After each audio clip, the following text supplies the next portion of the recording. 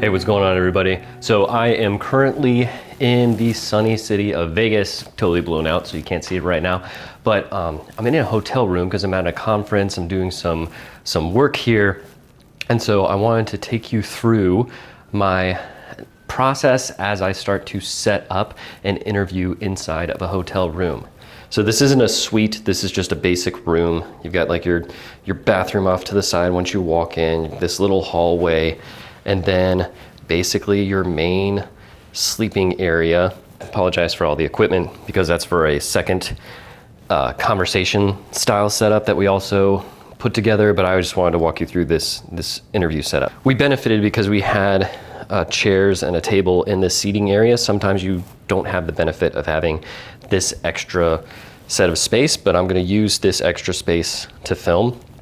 I've slid our table out of the way, and what I just wanna do is focus and set up in this area because this area tends to make the most sense.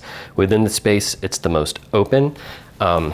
Yes, you have the most depth shooting down this way, but it's very obvious that you're filming inside of a hotel hallway, right? So we at least have some sort of color on this side, and I really enjoyed how the color of this chair plays off of this picture, and then we can get we've got this really cool practical lamp that we can throw into the background. And what's really awesome in every hotel room is you've got these shears along the window, so we can basically just diffuse the natural light that's coming through, use that as a sort of fill. So I'm going to, I'm not sure if I want to do double shears or if I should leave this side open to raise the overall ambient light in the room. I'll figure that out as we get closer, but essentially what I do want to do is diffuse the light that's going to come directly onto the subject. I like this area. I like how I can work with here. It's much preferable to this side where you've got like these vents for the AC unit are right there. Those just look terrible. You could probably do something cool with the side table if you cut out the bed, right? But those vents just killed that corner for me. So aesthetically, this seems to be the best area, and we'll see what we can do with this.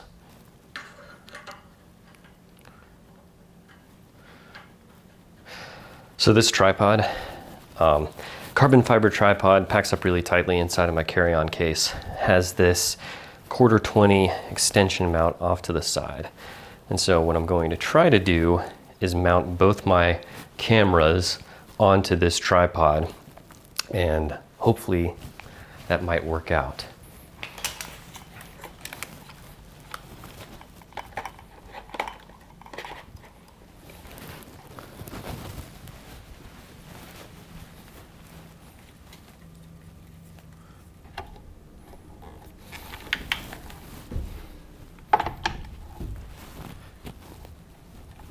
We have this massive, diffused sunlight that's gonna come through. But what we're going to do is, this is gonna be our key light side, obviously, but we're going to use the softbox to really place shape around the face. So the window is gonna provide us with a really nice soft wrap, and then this is going to make sure that we get the actual shape that we want of the light on the face. So it kind of acts as a giant light source, but we get a little bit more pinpoint directionality with this guy, and it works really, really well. I want to show you guys something in terms of like a travel style sandbag. This is kind of like an iteration off of a Westcott travel sandbag, but it's just more of a DIY approach. This is a shoe packing cube, and so inside of this shoe packing cube, I have kind of like a water bladder inside of here. And so they pack down really small. I've built 2 of these things. Super inexpensive in comparison to the Westcott thing, but it does the exact same thing. And what's cool about these packing cubes is they've got a tie right here and this can either hook onto the loop on the stand, or you can tie a bongo tie through that and hook it onto the stand. It would be really awesome.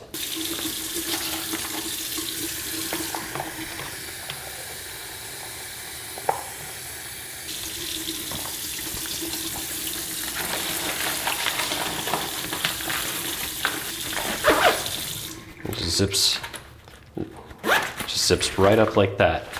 Now we have a weight bag that can basically just go right there.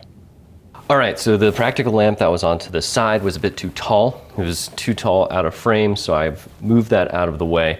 And I'm actually gonna grab this end table, this nightstand over here, and then drag that to the corner that our lamp was, because it's closer to the eye line of our interviewee, and it's gonna look a lot better. Plus it matches this image I found for the mood board. So pretty excited about that.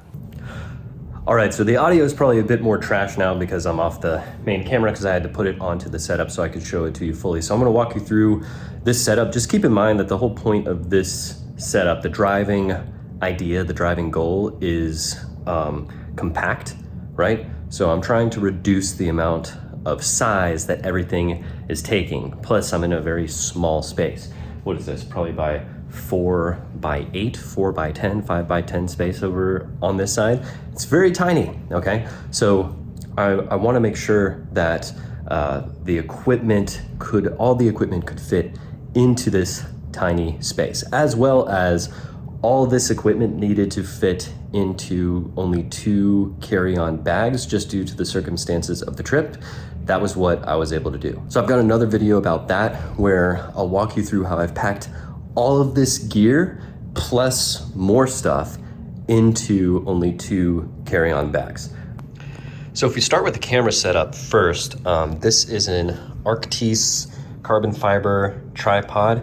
Fairly great, actually. I was pretty impressed with it so far. Came with the legs as well as this fluid head. I forgot which model or whatever, but yeah, it's pretty decent. The fluid head is kind of wonky. Some design decisions don't quite make sense. Like this lever, you would think that would tighten the plate down.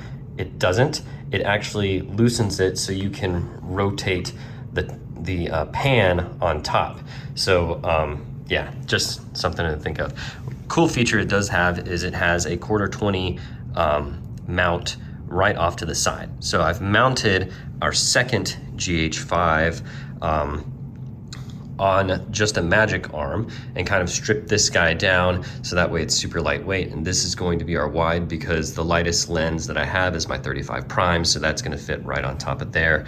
And then this angle is going to be our telephoto angle. And since it's the heavier rig, I'm also gonna be putting audio into this guy. But yeah, I saw this trick being used actually on the Zcam Facebook group. I thought it was brilliant. So yeah, kudos to the person who figured that out. So instead of needing 2 tripods, which is gonna take a bigger footprint, take up way more space in the bag, you just need a magic arm. Then we've just got just a clamp. This is a reflector. It's gonna bounce light back in to fill in some shadows on our talent. Our interviewee, excuse me. All right, and then we have a boom arm set up, and then that's going to be booming our microphone, which is currently on this camera right now. I've got the my trusty SE7 currently. Reason why I chose this is because it's a fairly echoey space, a lot of flat walls, and so since I was going to be filming in this contained space, I felt like a cardioid pattern would probably be better for this environment. So we've got the cardioid mic that we're going to be booming.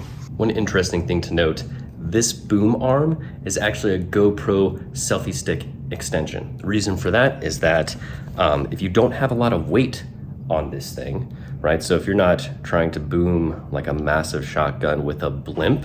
Now the SE7 is a bit of a weighty one, so I might actually I'm currently looking to reduce the weight and to find just to upgrade so I get something that doesn't weigh nearly as much, shed off 100 or a couple hundred grams or so. So that way I'm not stressing this so much. But this thing collapses down to like less than 12 inches, but it extends out for like 3 or 4 feet. Really awesome. And it costs like 20 bucks or something. So as long as you don't have a lot of weight on this thing, it works perfect and it collapses down and it's very lightweight. So I love it. So those are the mock travel sandbags that I put together. We got one here holding down our boom arm, and that's not, I'm just smacking that thing. That's not going anywhere. Let me just stop that. Oh, I'm connecting this to this with a super clamp. So that's holding that together. And then I've got two, this already has a what is this? What's that called again? Totally forgot what the heck that thing is called. I put two of them back to back because this one has kind of like limited range. So this one will give me a little bit more rotation and movement so I can really tweak it. So that'd be great. Got our other sandbag there. This is actually the Amaran 60D. So it's our daylight balanced 60 watt, really compact light from Aperture. Love this thing. Like, look, it's as big as my fist. That's awesome. Barely takes up any space in the bag. Really stoked about that purchase. And it's very bright, very lightweight, great travel light. So I added a speed light, a Bowens mount adapter, this collapsible interfit softbox, because this thing compacts down like a 5-in-1 reflector. So it gets really tiny and doesn't take up much space in the bag at all, which is pretty awesome. And then we've got, this is on a Matthews Murph stand, which is very robust for a travel light stand. And then we've got our two Manfrotto Nano stands over there. Just a clamp with that on, and that is pretty much it. That's the whole interview setup. Now, really interesting thing to note is this is actually a sun shield for like a large SUV.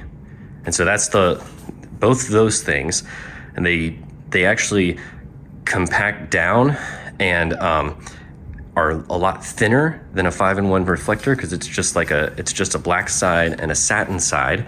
And so if that's all you need, then these are actually a pretty good option because they're a heck of a lot more lighter weight and they get down a lot smaller.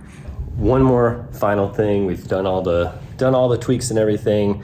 Everything's looking good, but one thing I was noticing is that there was too much of a hot spot from this lamp, both on the wall behind it and from the shade itself, just relative to how bright the subject is going to be. So what I did is, not sure if you can see this under here, but I put a piece of thick paper right behind the lamp. That blocks the reflection against the wall. You see how that's like completely blacked out now for the most part. So that solved that problem. And then what I did is I got some gaff tape and I taped a tissue right in front of the bulb.